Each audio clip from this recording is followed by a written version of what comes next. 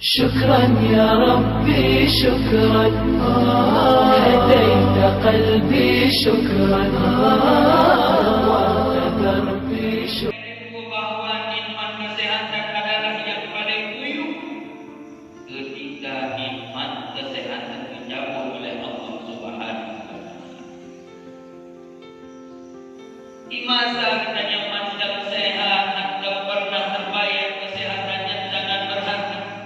Di saat kita nyoka sakit, di saat kita nyoka sakit, bergerak jalan kaki, kalau tulang tiga baru bayar. Di saatnya baru timur penyesalan.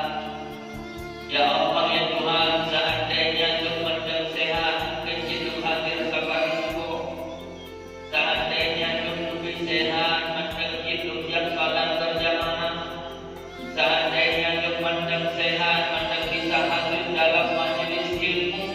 Banyak akan yang terjadi ketika kita juga dijemput kesehatan oleh Allah Subhanahu wa Ta'ala. Maka pergunakanlah nikmat sehat pada tempat yang diridhai oleh Allah Subhanahu wa Ta'ala. Selama kesehatan Anda, selama nikmat Anda bisa kita yang pergunakan, selama nikmat yang diberi Allah Anda kita baik, Allah kita bisa Anda berupa, berupa Anda kita pergunakan. Maka manusia yang baik adalah manusia yang muhasabah.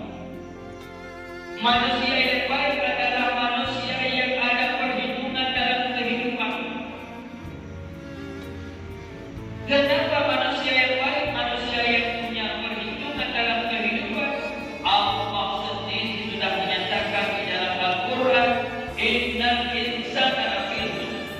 Sesungguhnya manusia adalah selalu dalam keadaan rugi. Rugi akan disebut.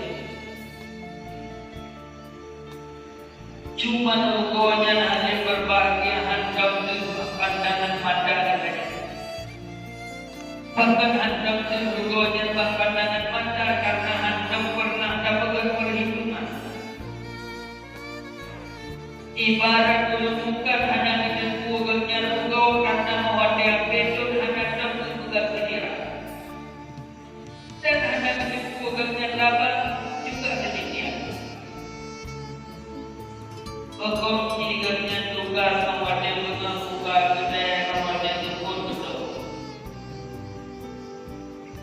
Tugas mengambil barang yang belanja mewati dengan barang betul. Handam pernah tugas kehitungan duna kamodal, duna kalabah, ubarak yang kamade, ubarak yang